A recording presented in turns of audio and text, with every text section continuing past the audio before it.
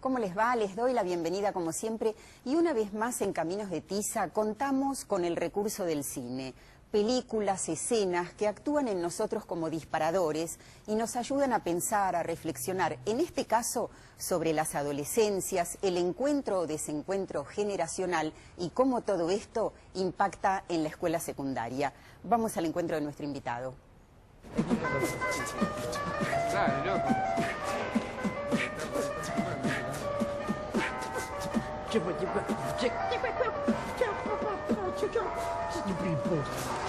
Esta sociedad tiene mucha suciedad, lo que voy a decir es pura verdad. Observo esta ciudad, muchos actos de maldad, pocos actos de bondad, mucha inmortalidad.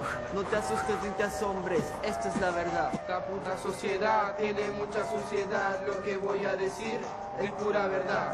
Observo esta ciudad, muchos actos de maldad, pocos actos de bondad, mucha inmortalidad. En el ICO, representando a mi barrio donde se lucha a diario, donde reina la maldad y la droga es el vocabulario, un escenario fuera de lo ordinario, por dinero muchos han matado varios, en mi barrio la prostitución no tiene horario, ya no existe la infancia, desde chiquitos son mercenarios, porque para mi familia quiero que esta mierda mejore y no quiero negar, hice cosas malas, robé, fumé, tomé, pero gracias a mi novia, vale, yo me levanté. Bueno, estamos aquí con Gabriel Brenner y la pregunta es, ¿hay tal desencuentro generacional? ¿Habrá sido así siempre? ¿Qué tal, Gabriel? ¿Qué tal? ¿Cómo estás? Bien.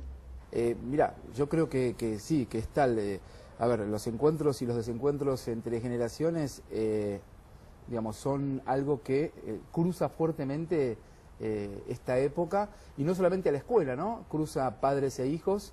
Es un tema más que relevante para aquellos que estamos involucrados en la educación. Cruza a docentes y alumnos. Cruza docentes y alumnos, cruza padres e hijos, cruza adultos y adolescentes, cruza generaciones, cruza modelos de entender y de andar en el mundo. Nosotros, vos, yo y los adultos que estamos en la escuela o pensando en la educación, a ver, venimos formateados de algún modo de un tiempo que yo diría que es más bien, para llamarlo de un modo, adultocéntrico.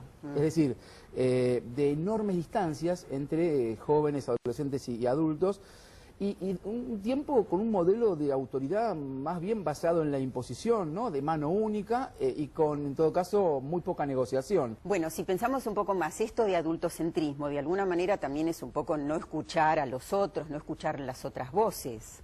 Justamente hay quien a veces lo denomina que a veces compartimos una escena con monólogos yuxtapuestos. Yo creo que es interesante poder pensar en una idea que algunos le llaman efecto institución, es decir, los adultos que venimos formateados por la escuela moderna o la escuela esta adultocéntrica, de tal distancia entre generaciones, más bien venimos de una idea de autoridad, como te decía, como imposición, pero además este efecto institución es una especie de efecto automático de autoridad, de enormes respaldos, que más bien allí se sostenía más que en la propia acción del sujeto, por más que siempre hubo modos distintos de ejercer la autoridad.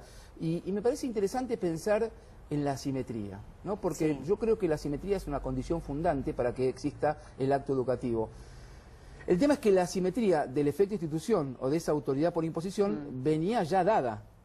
Sí. Y el gran desafío de esta época es que la asimetría, los que consideramos que es necesario y fundamental la asimetría, tenemos que dotarla de contenido, tenemos que, digamos, tenemos que armarla, tenemos que hacerla. Que no sea arbitrario. Que no sea arbitraria ni tampoco consecuencia de relatos o recetas universales que no hay más. Bueno, tenemos en esta época adultos desautorizados que tienen que reautorizarse, pero para eso tiene que contribuir la sociedad misma. Vos decís algo más que interesante, vos decís, tienen que reautorizarse, que ya lo mismo que decir, tienen que, digamos, apelar o volver a aquella autoridad. Mira como tu propia pregunta me parece más que significativa porque toma distancia de esa nostalgia que en todo caso piensa el tiempo pasado como la única posibilidad de salvación y que es imposible. Pero fíjate, hace un tiempo en una conferencia Philippe Mérieux, ese genial educador francés que escribió Frankenstein Educador, plantea algo interesantísimo y es que porque aparte me involucra personalmente, hasta por mi propio hijo, digamos, ¿no? Que uno de mis hijos tiene 13 años. Dice que entre una persona de aproximadamente 40 y un chico de aproximadamente 12, 13, 14 años, digamos, de alguna manera que esa distancia generacional en esta época, por la cantidad de transformaciones y cambios que hemos vivido entre estas dos generaciones, es casi equivalente, dice Philippe Méry en uno de sus discursos, a 7 generaciones desde la mía hacia atrás, ¿no? Durante el siglo XX. Es fuerte eso. Claro. ¿Qué quiere decir? Hay ciertas cuestiones, ciertos cambios que se dan en esta relación entre un chico de 13, 14 y alguien de 40 y pico, que han planteado revoluciones en cuanto al modo de entender y transitar el mundo. Te voy a dar un ejemplo más que práctico y me gustaría hablar un poco de eso, porque en la escuela secundaria también, y en la escuela es todo un tema. ¿Qué se hace con un celular? ¿A qué edad se le da a un pibe un celular? A un hijo un celular. Y allí hay algo, digamos, nosotros no fuimos de una generación que concibió, o el celular fue parte de lo cotidiano, del instante de vida permanente. Bueno, allí hay una pregunta para hacer. ¿Cuándo se le da el celular? Claro, hay adultos que creen que necesitan los chicos los celulares, porque total somos todos iguales. Si nosotros los necesitamos, ellos también. Primero, me parece hasta interesante, antes de entrar, pensar en el celular como una especie de analizador, ¿no? Porque pone al descubierto ciertos problemas en el vínculo educativo y de esta época, y especialmente en la relación adulto-adolescente. Y justamente, porque además creo que si fuese el problema estamos complicados, pone al descubierto varios problemas. A ver, el celular como centro, ¿no? O en todo caso, el celular como elemento que potencia la impotencia, está bueno para poder mirarlo. Hay un pequeño fragmento que circula, como tantos otros, en YouTube, en la web, donde, bueno, justamente muestra a un docente que, por decirlo en términos, como dicen los pibes, ¿no?, se saca. Então, uma coisa a gente não pode esquecer, o objetivo do próximo é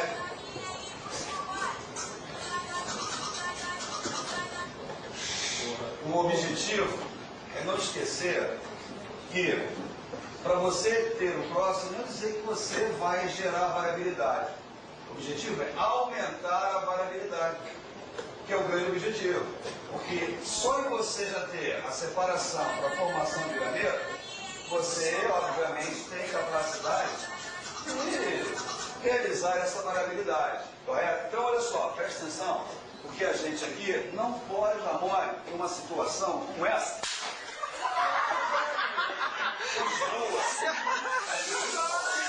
Bueno, justamente yo creo que allí hay algo que tiene que ver con la impotencia de qué hacer con ese elemento que está vibrando, valga la redundancia, en el aula, y qué hacer cuando vibra y suena al mismo tiempo y se transforma en el centro del asunto, digamos, ¿no? Hay muchos pedagogos, incluso algunos extranjeros, que hacen todo un esfuerzo para darle un sentido pedagógico al uso del celular. ¿Vale la pena?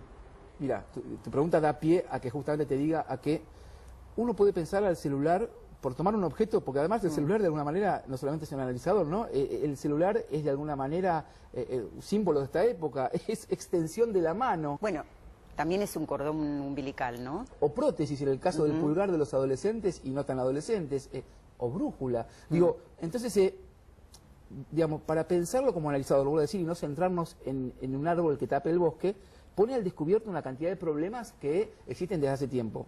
Para tomar lo que vos decís, digamos, ¿no? Ausencia de diálogo, monólogos juxtapuestos, pone al descubierto, ¿no?, el sentido de lo que se enseña y lo que se aprende. Y vamos a eso, por el tema.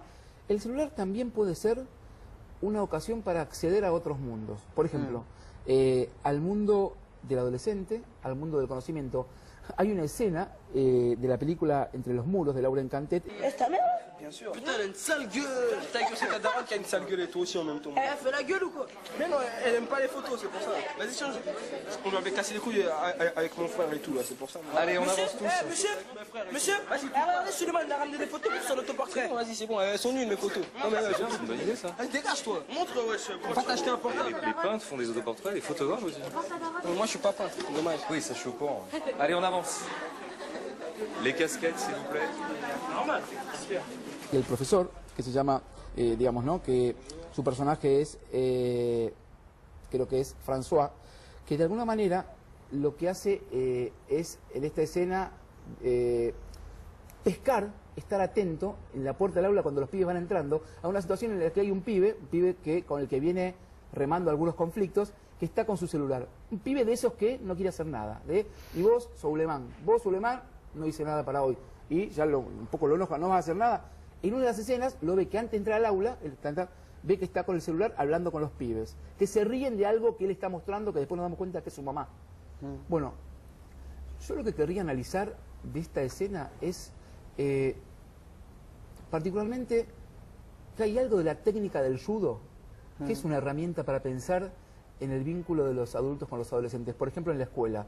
Y pensando esto de que el celular como ocasión para abrir mundos, digo, en esta escena, lo que hace François, este profesor, es aprovechar la fuerza del otro para concretar el acto educativo. Y ahí hay algo del judo. Vos sabés que en el judo se gana aprovechando especialmente la fuerza física del otro y haciendo algo con ello. Bueno, lo que hace François es, en todo caso, de algún modo, estar atento, incorpora aquello e invita a entrar a un mundo del conocimiento, en este caso para que haga una autobiografía,